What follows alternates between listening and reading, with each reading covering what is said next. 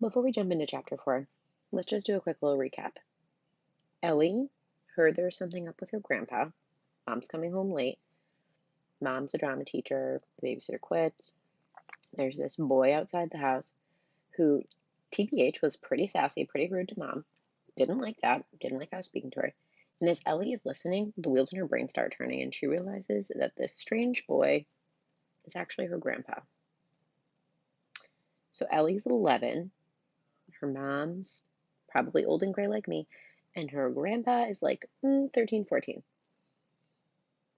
Something a little strange is going on here. Some might even call it a little fishy. See what I did? Okay, one more sip of coffee, and then we'll start chapter 4, which is called Magician. It's just so good. I love coffee. Chapter 4, Magician. Who are you expecting? He asks. The Tooth Fairy?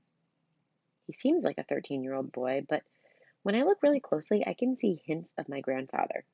The watery blue eyes, the slightly snarky set of his mouth, the way his eyebrows meet in the middle. Is this some kind of magic? I ask.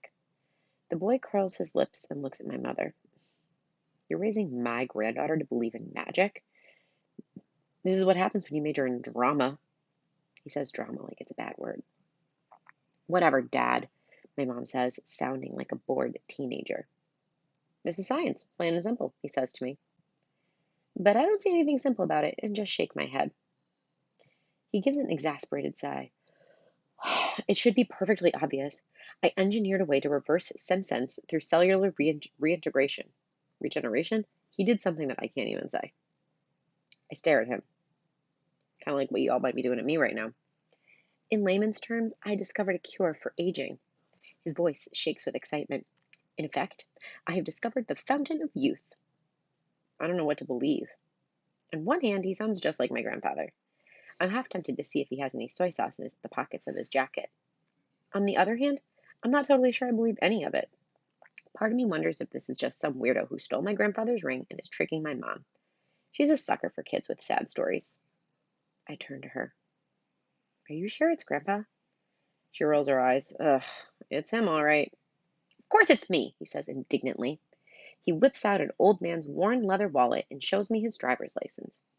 My grandfather's cranky face stares back from the photo, and the look in his eyes is exactly the same one that's on the boy's face.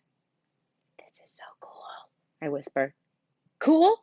It's historic. They're going to give me a Nobel. His voice gets louder. Melvin Herbert Sarsky will be a household name. My mother yawns. She's clearly unimpressed. Or maybe just tired. It's pretty late. I'm going to bed. Why don't you bond with your granddaughter? She gives my grandfather a look. And don't put anything strange in the refrigerator. My mom tells stories of how when she was little, my grandfather would keep experiments in the refrigerator. And there would be stacks of petri dishes next to the cottage cheese and butter. Then we're alone in the kitchen. My grandfather's stomach growls loudly. Got anything to eat in this place? He demands. I'm starving. There's pizza, I tell him. He stands at the counter and wolfs down the rest of the pizza.